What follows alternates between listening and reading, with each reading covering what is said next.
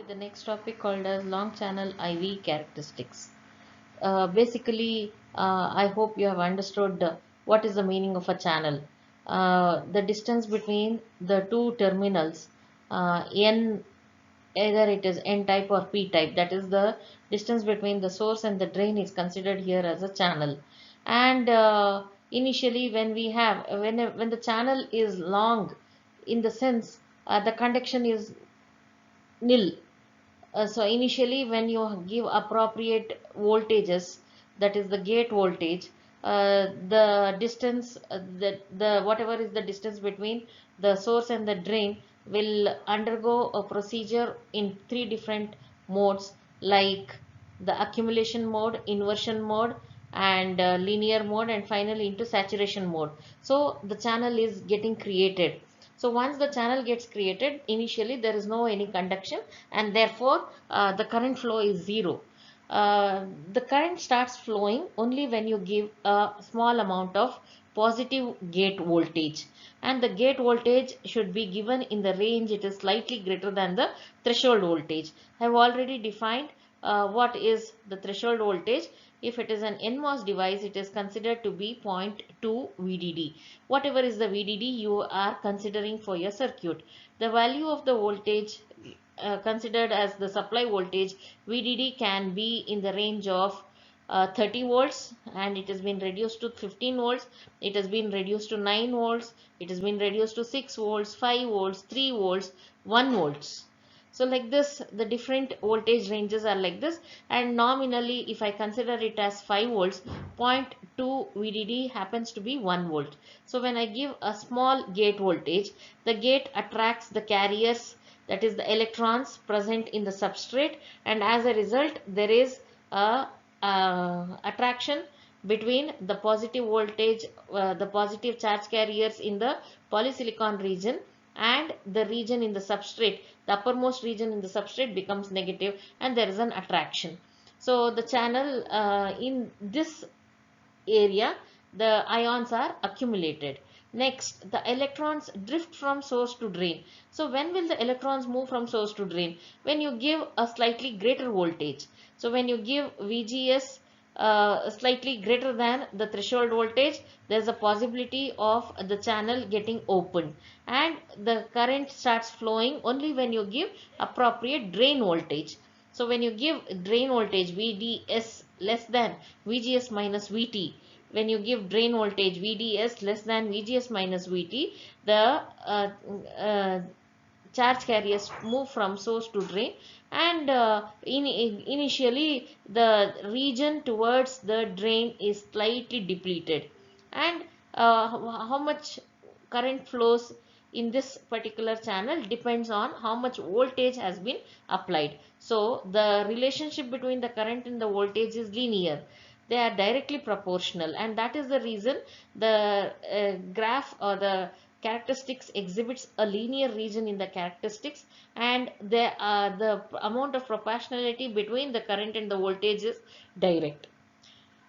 That moment when the electrons are moving from source to drain at the rate that depends on the electric field between these two regions, that is how much is the field present in this distance of the source and the drain.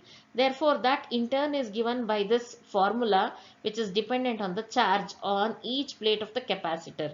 So normally that apart, we consider the new topic which is now considered as the charge. Normally what is charge defined as?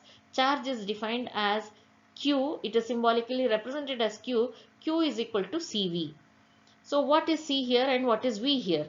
Thus the charge in the channel is given by Q is equal to C, in turn is represented by the gate capacitance.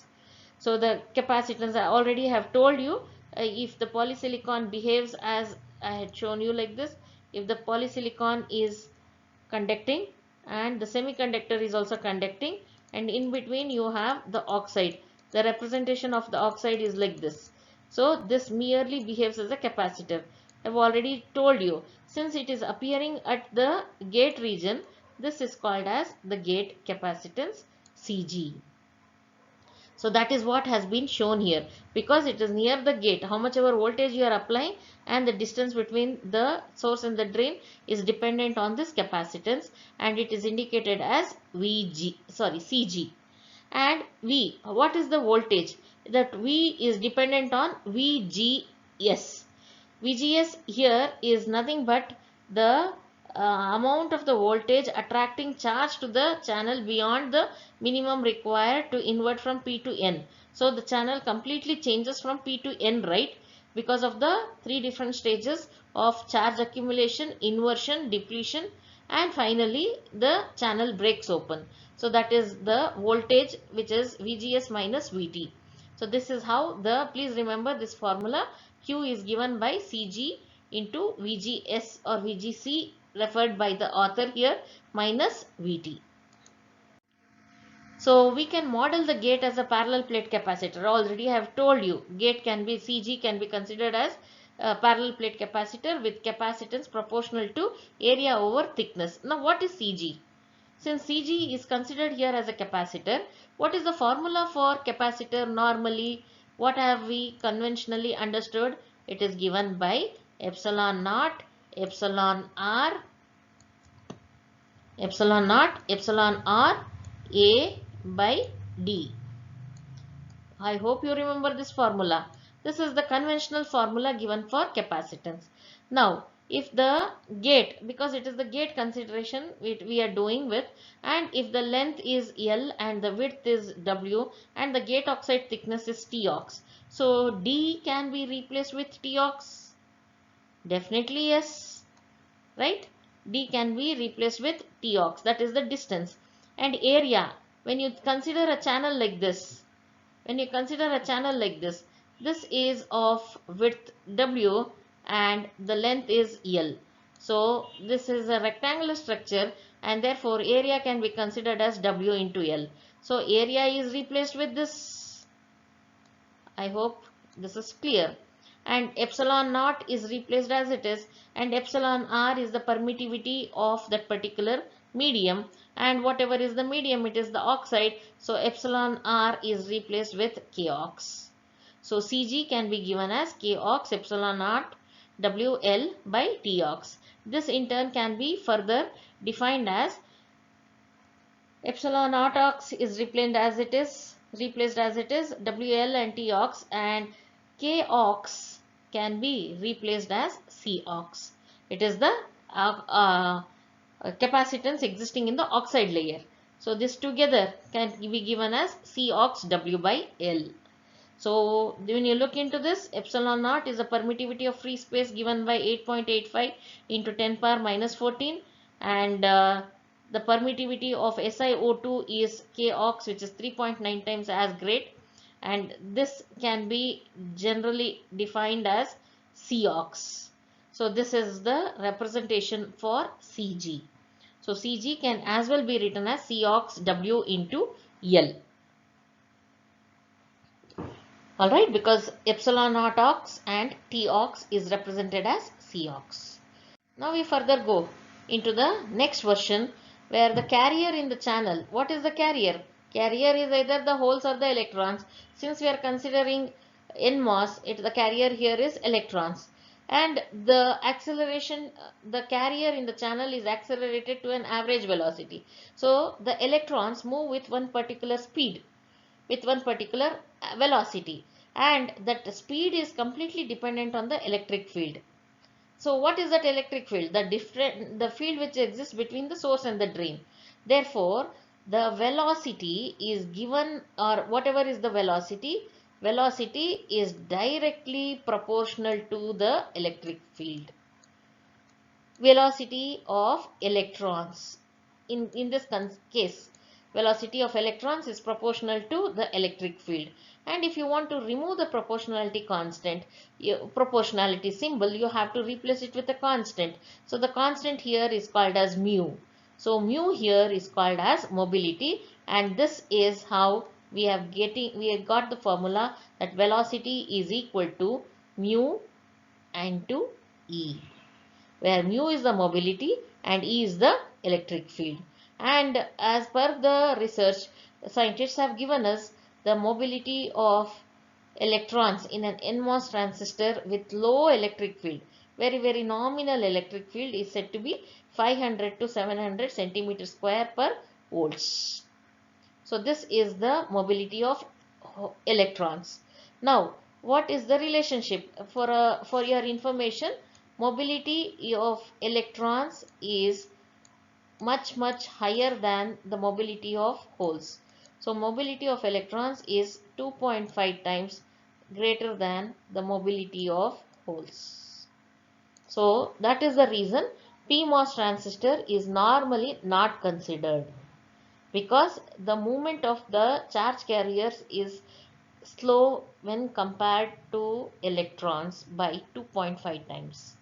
Therefore, all the while our example lies with understanding of the NMOS device, because the charge carriers here are the electrons. So the electric field. Okay, now what is E?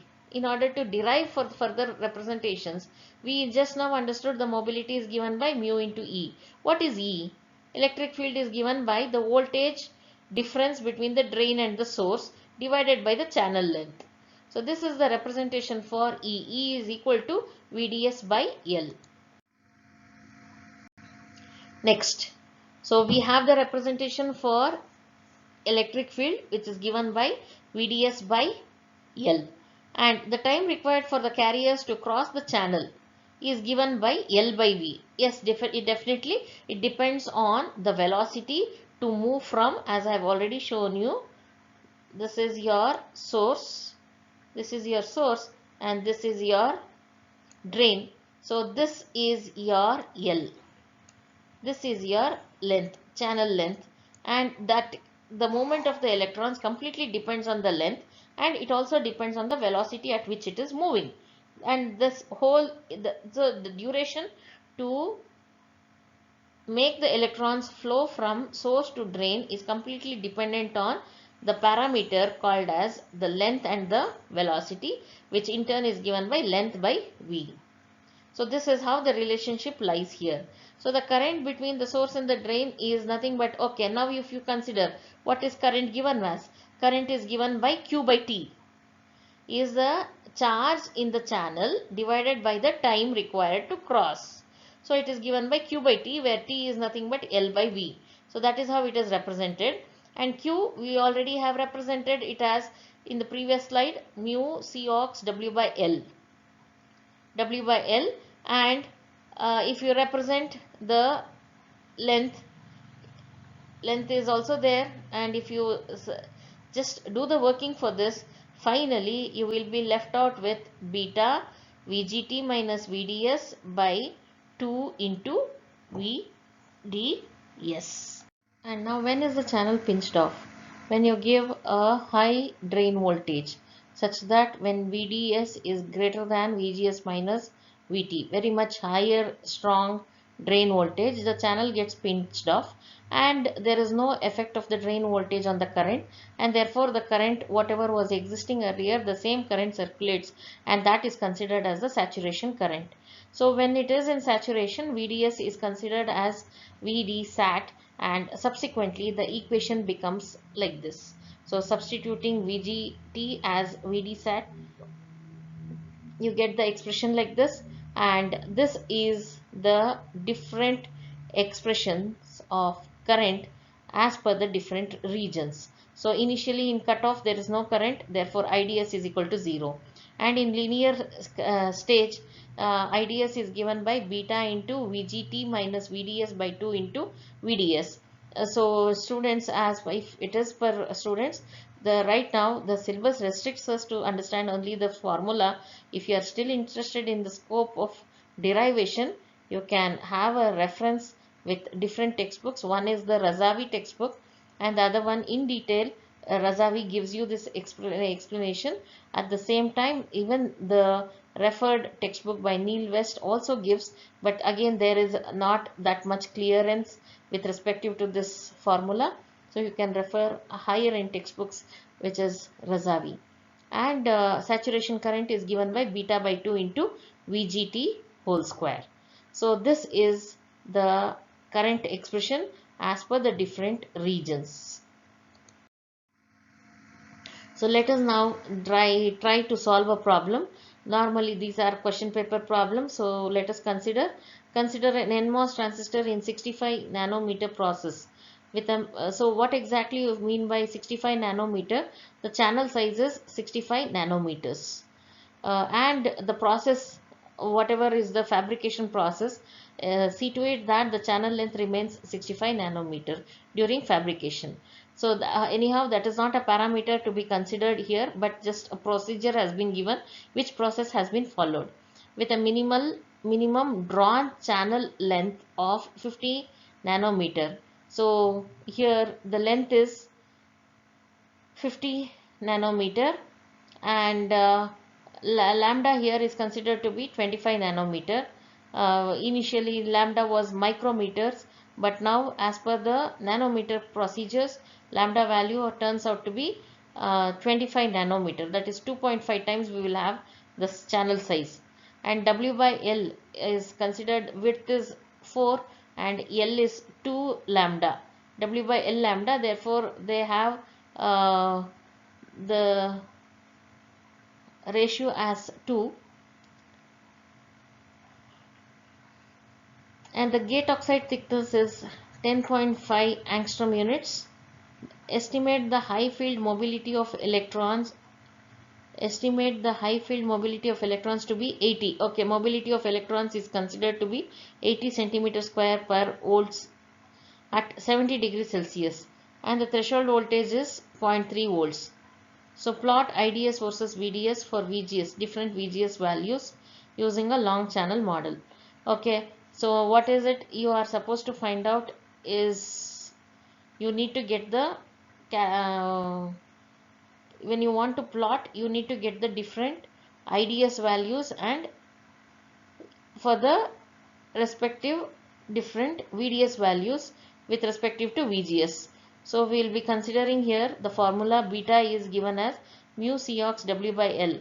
So mu is 80, Cox is 3.9 into its permittivity of free space is 3.9, and permittivity of free space is 8.9, and for silicon it is 3.9. So substitute mu is 80, Cox is epsilon naught epsilon Ox divided by Tox. T is 10.5 angstrom units, and W by L, whatever is the value of W by L. So it has been retained here as W by L itself, and these are the constants. So when you simplify this, it turns out to be 262 W by L and A by V square. So these are the units. These are the units. If you try to simplify, we can have the powers to reduce to one extent. So whatever are the V is here, another V becomes, yes, when you substitute you will get it as V square. Angstrom, A is your angstrom, so this is how you will get this. The beta is calculated like this. So the threshold voltage is not yet to be considered because you have to plot the values. So this is a simple example. Just get an idea about how this calculations goes on. If you still want to have a detailed representation, please refer the textbook. Of course, there also you have the same kind of content. And this is the ideal characteristics of NMOS and PMOS.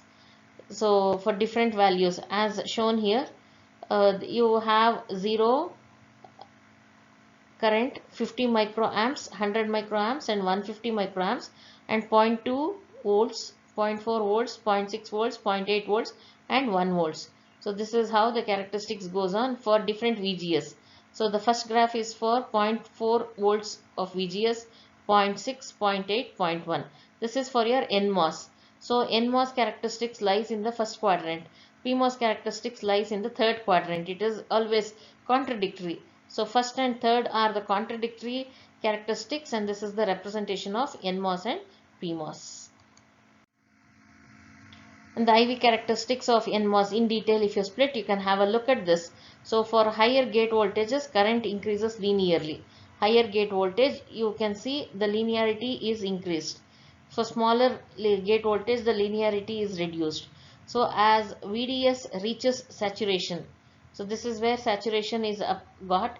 As VDS reaches saturation, this is the saturation region from here to here, constant you can see. PMOS transistors behave in the same way with all signs in reversed. Yes, because it lies in the negative quadrant or the third quadrant. So the mobility of holes in silicon is typically lower than that of electrons. As already told you, the mobility ratio is 2 to 3. So the difference generally 2.5, right? I told you. So we generally use 2 in future. So as per the textbook standards, mu p by mu n by mu p, the ratio, mobility ratio is given as 2. That is 2 times mu p gives you mu n. So the PMOS transistors has the same geometry as NMOS, but mu p is equal to 40 centimeter square. And yes, that time I think I was wrong. It was minus 0.3 VDD. VTP. I was sorry, I'm sorry. VTN is 0.2 VDD, whereas VTP is minus 0.3 VDD. Yes, I had a doubt, 0.6 or zero point 0.3, anyhow, sorry, it is 0.3 VDD. So this is how the characteristics are understood.